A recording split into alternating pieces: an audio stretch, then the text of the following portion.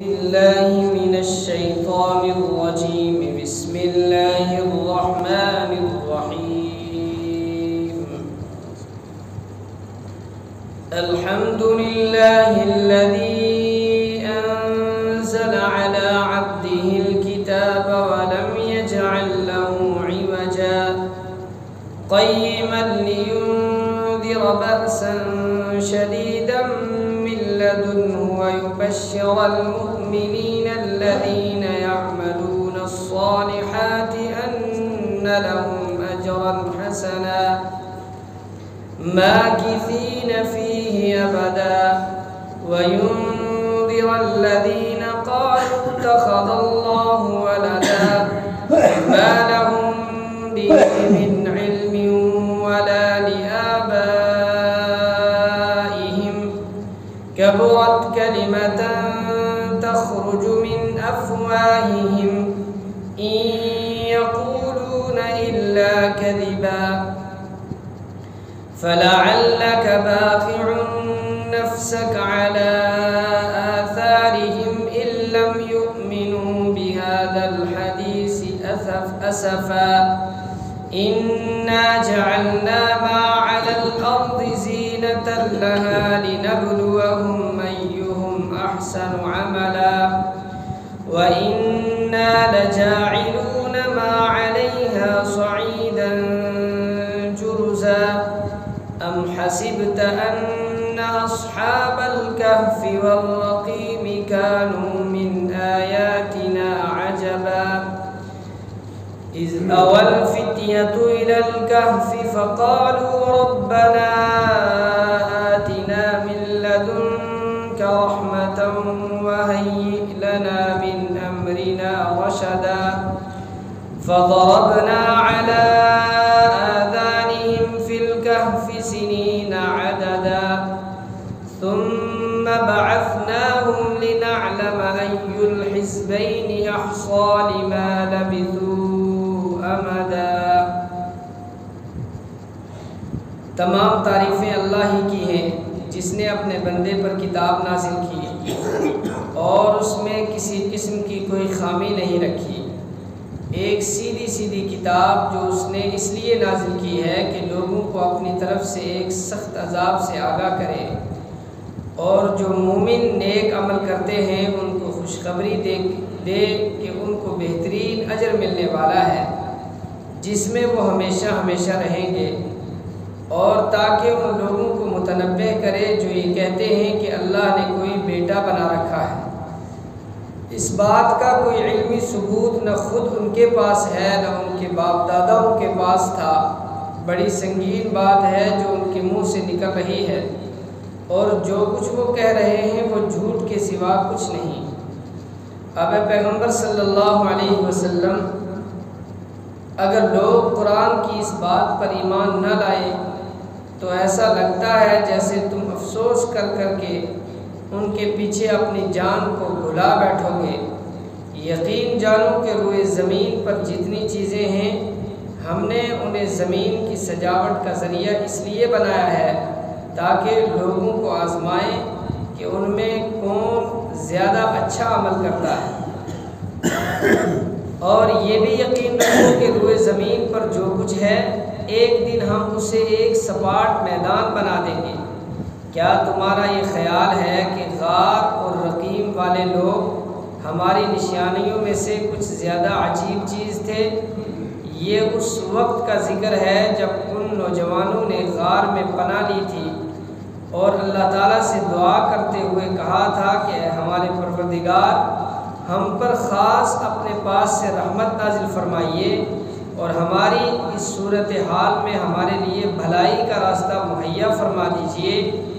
چنانچہ ہم نے ان کے کانوں کو تھپکی دے کر کئی سال تک ان کو غار میں سلائے رکھا، پھر ہم نے ان کو جگایا تاکہ یہ دیکھیں کہ ان کے دو گروہوں میں سے کون سا گروہ اپنے سوئے رہنے کی مدت کا زیادہ صحیح شمار کرتا ہے.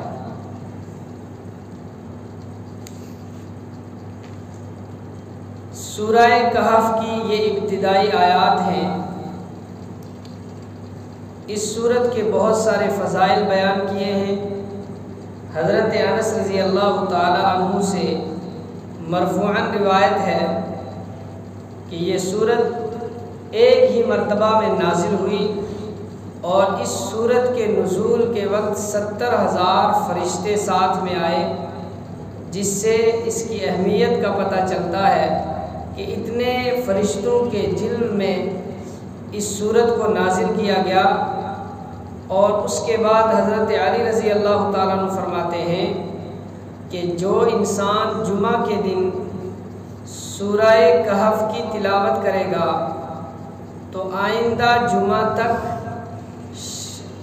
دجال کے فتنے سے محفوظ رہے گا، بلکہ جو بھی فتنہ رونما ہو سکتا ہے اس فتنے سے محفوظ رہے گا۔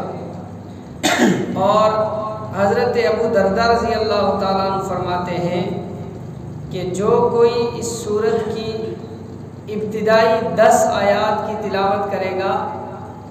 اللہ تعالیٰ اس کو دجال کے فتنے سے محفوظ فرمائے گا، اور جو اس سورت کی آخری 10 آیتیں تلاوت کرے گا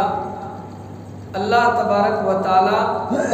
ایک روایت کے مطابق اس کے پاؤں سے لے کر سر تک ایک نور پیدا کر دے گا، اور جو کوئی پوری سورت کی تلاوت کرے گا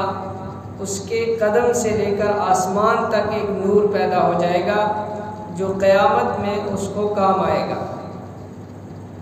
اسی طریقے سے حضرت اسید ابن حضیر رضی اللہ تعالیٰ عنہ سے روایت ہے کہ وہ ایک مرتبہ رات کے وقت سورہ کہف کی تلاوت کر رہے تھے اور انہوں نے دیکھا کہ ایک بدلی ان کے سر کے بالکل قریب پہنچ گئی۔ انہوں نے تلاوت موقوف کی اور نبی کریم صلی اللہ علیہ وسلم سے اس کا تذکرہ کیا۔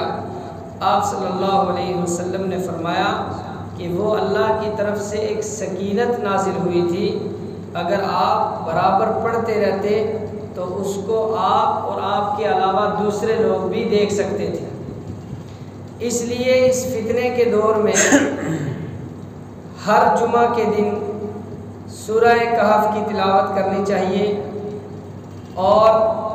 بعض روایات سے یہ بھی ثابت ہے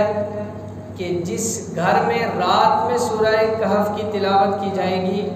اس گھر میں شیطان داخل نہیں ہو پائے گا۔ پہلے تو جمعہ کے دن ہر حال میں اس سورت کی تلاوت کرنی چاہیے، اور ہر دن میں کم سے کم ابتدائی 10 آیات اور آخری 10 آیات یہ تلاوت کرنی چاہیے۔ اللہ تبارک و تعالیٰ نے فرمایا کہ تمام تعریفیں اس اللہ کے لیے ہیں جس نے اپنے بندے پر ایک کتاب نازل کی جس کتاب میں کسی قسم کی کوئی کجی نہیں ہے، وہ بالکل سیدھی کتاب ہے، اور اللہ تبارک و تعالیٰ نے اپنے پاس سے نازل کی ہے۔ کیوں نازل کی ہے؟ تاکہ ایمان والوں کو بشارت دی جائے جو نیک اعمال کرتے ہیں کہ ان کے لیے اللہ کے پاس بہترین اجر ہے، اور وہ اجر کس شکل میں؟ یعنی جنت کی شکل میں ملے گا۔ ماکثین فیہ ابدا، وہ ہمیشہ ہمیشہ لوگ اسی میں ٹھہرے رہیں گے۔ اور اس کتاب میں اللہ تبارک و تعالیٰ نے ڈر سنایا ہے ان لوگوں کو جو اللہ کے لیے اولاد مانتے ہیں، اللہ کے لیے یہ عقیدہ رکھتے ہیں کہ اللہ کا کوئی بیٹا ہے، جبکہ ان کے پاس اور ان کے باپ داداؤں کے پاس اس کا کوئی علمی ثبوت نہیں ہے۔ اللہ تبارک و تعالیٰ نے فرمایا کبرت کلمۃ تخرج من افواہہم، یہ بہت بڑی بات ہے جو اپنے منہ سے نکال رہے ہیں، یہ سوائے جھوٹ کے اور کچھ بھی نہیں۔ اے نبی صلی اللہ علیہ وسلم، ایسا لگتا ہے کہ لوگوں کے ایمان نہ لانے کی وجہ سے آپ اتنے پریشان ہوتے ہیں اور اپنے آپ کو اتنے غم میں مبتلا کرتے ہیں کہ کہیں ایسا نہ ہو کہ آپ لوگوں کی وجہ سے اپنی جان کو کھپا دو، اپنی جان کو ختم کر دو۔ اللہ تبارک و تعالیٰ نے آپ صلی اللہ علیہ وسلم کو تسلی دیتے ہوئے فرمایا کہ انا جعلنا ما علی الارض زینۃ لہا، کہ دنیا کے اندر جو کچھ ہم نے پیدا کیا ہے یہ ساری کی ساری چیزیں زینت کے لیے ہیں۔ دنیا کے اندر جتنی بھی چیزیں ہیں، پہاڑ ہیں، میدان ہیں، درخت ہیں، دریا ہیں، اور اس کے علاوہ بڑی بڑی عمارتیں اور جو بھی چیزیں اس دنیا میں نظر آ رہی ہیں، یہ سب کی سب ایک قسم کی زینت ہیں۔ کس لیے ان کو پیدا کیا گیا؟ لِنَبْلُوَهُمْ أَيُّهُمْ أَحْسَنُ عَمَلًا، کہ دیکھا جائے لوگوں میں اچھا عمل کون کرتا ہے۔ اس کے بعد فرمایا کہ یہ دنیا کی ساری رونقیں، یہ دنیا کی بہاریں، یہ دنیا کی زینتیں، یہ باقی رہنے والی نہیں ہیں۔ وَإِنَّا لَجَاعِلُونَ مَا عَلَيْهَا صَعِيدًا جُرُزًا، ایک وقت ایسا آئے گا کہ ہم ان کی ساری چیزوں کو ختم کر کے ایک سپاٹ میدان کی طرح کر دیں گے۔ کوئی پہاڑ باقی نہیں رہے گا، درخت باقی نہیں رہیں گے، دریا باقی نہیں رہیں گے، وادیاں باقی نہیں رہیں گے، بلکہ پوری کی پوری زمین ایک صاف چٹیل میدان کی طرح ہو جائے گی۔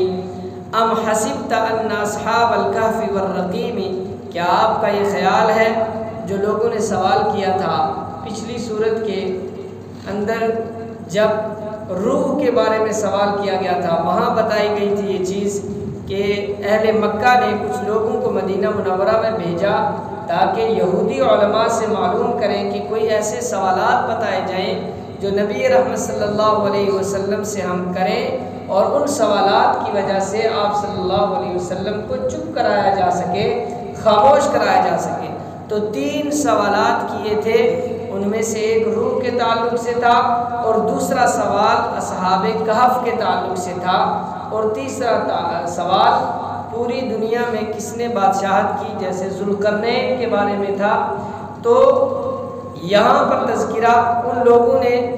جب سوال کیا تو اس سے لوگوں کو گویا تعجب ہو رہا تھا کہ وہ اصحاب کہف کون تھے۔ اللہ تبارک و تعالیٰ نے فرمایا ام حسبت، کہ آپ کا یہ خیال ہے کہ ان اصحاب الکہف والرقیم، کہ اصحاب کہف کانوا من آیاتنا عجبا، کہ وہ ہماری نشانیوں میں سے عجیب ترین نشانی ہے۔ اذ اول فتیۃ الی الکہف، وہ کچھ نوجوان تھے جو غار کی طرف گئے، فقالوا ربنا، انہوں نے دعا کی کہ اے ہمارے رب، آتنا من لدنک رحمہ، ہمیں اپنی طرف سے رحمت عطا فرما، وہیئ لنا من امرنا رشدا، اور اس معاملے میں ہماری رہنمائی فرما۔ فضربنا علی آذانہم فی الکہف، تو اللہ تبارک و تعالیٰ نے ان کے کانوں پر تھپکی دی غار میں، سنین عددا، کئی سالوں تک وہ اس کے اندر سوئے رہے۔ ثم بعثناہم، پھر اللہ تعالیٰ فرماتے ہیں کہ ہم نے ان کو اٹھایا، بیدار کیا، لنعلم ای الحزبین احصی لما لبثوا امدا، تاکہ ہم جان لیں کہ ان دونوں گروہوں میں سے کون صحیح تعداد اس کی بیان کر پاتا ہے۔ یہ چند نوجوان تھے، صحیح تعداد ان کی بیان نہیں کی گئی، روایات میں 5 تک بھی آتی ہے اور 7 تک بھی ان کی تعداد بتائی گئی ہے۔ ان کے بارے میں یہ بیان کیا جاتا ہے کہ ایک ظالم بادشاہ جو ظلم کرنے والا تھا اور مشرک تھا، اس بادشاہ کے مقابلے میں چند نوجوان کھڑے ہوئے اور انہوں نے توحید کا اقرار کیا کہ اللہ ایک ہے، اس کے علاوہ کوئی عبادت کے لائق نہیں۔ ان نوجوانوں کو جب پکڑنے دکڑنے کی بات آئی تو وہ اپنے گھروں، اپنے علاقوں سے نکل کر ایک غار میں چلے گئے۔ جب اس غار میں پہنچے تو وہاں پر جا کر وہ سو گئے۔ اللہ تبارک و تعالیٰ نے ان کے اوپر نیند طاری کر دی اور وہ 309 سال تک سوتے رہے۔ 309 سال تک سوتے ہوئے نہ ان کا جسم سڑا اور نہ ہی ان کو موت واقع ہوئی، بلکہ اللہ تبارک و تعالیٰ فرشتوں کے ذریعے سے ان کے جسموں کو دائیں اور بائیں کروٹ پر پلٹی بھی لگاتے رہے تاکہ ان کے جسموں کے اندر نشانات نہ پڑیں۔ تو 309 سال تک سونے کے بعد جب وہ بیدار ہوئے تو بھوک محسوس ہوئی، تو ان میں سے کچھ نے کچھ ساتھیوں کو بھیجا کہ جاؤ بازار سے کوئی کھانا لے کر آؤ اور تاکہ ہم اپنی بھوک مٹا سکیں۔ اب ایک دوسرے سے پوچھنے لگے کہ کتنی دیر تک سوئے ہیں، کسی نے کہا ہم 1 دن سوئے ہیں، کسی نے کہا آدھا دن سوئے ہیں، اس کا تذکرہ آگے چل کر آئے گا۔ لیکن جن کو کھانے کے لیے بھیجا گیا ان سے یہ بات کہی گئی کہ آپ حفاظت سے جانا، کہیں ظالم بادشاہ نہ دیکھ لے اور وہ نقصان پہنچائے گا۔ یہ نصیحت کرتے ہوئے اس کو بھیجا۔ وہ جب دکان کے اوپر پہنچا اور اس نے جا کر پیسے دیے، 309 سال گزر چکے تھے، اب بادشاہ نیک آ چکا تھا، ایمان والا بادشاہ آ چکا تھا۔ جب دکاندار نے پیسے دیکھے تو وہ 300 سال پرانے سکے تھے۔ وہ دیکھ کر تعجب کرنے لگا کہ یہ پیسے کہاں سے آئے ان کے پاس۔ اس نے اطلاع دی اور بادشاہ وقت نے اپنے بندوں کو بھیجا، پھر ان تمام کو ایک جگہ جمع کیا گیا۔ ان کے اعزاز میں بادشاہ نے ان کے لیے دعوت کا انتظام کیا، اور اس کے بعد پھر جب ان کو موت آئی تو ان کو ایک ہی جگہ سب کے سب کو دفن کر دیا گیا، اور وہاں پر بادشاہ نے ایک مسجد بنائی۔ اصحاب کہف ان کو اس لیے کہا جاتا ہے کہ غار کو کہف کہا جاتا ہے، اس غار میں جا کر یہ چھپے تھے، اس لیے اصحاب کہف کہا جاتا ہے۔ اور آگے دوسرا لفظ ہے والرقیم۔ رقیم کے بارے میں مختلف روایات ہیں۔ ایک قول یہ ہے کہ رقیم اس غار کے، وہ غار جس وادی کے ساتھ لگتی تھی اس وادی کا نام رقیم تھا، اور بعض کہتے ہیں کہ جس پہاڑ کے اندر وہ غار تھی اس پہاڑ کا نام رقیم تھا، اور بعض حضرات نے فرمایا کہ جس تختی پر بادشاہ وقت نے ان سب کے نام لکھوائے تھے اور نام لکھا کر رکھے تھے بادشاہی خزانے میں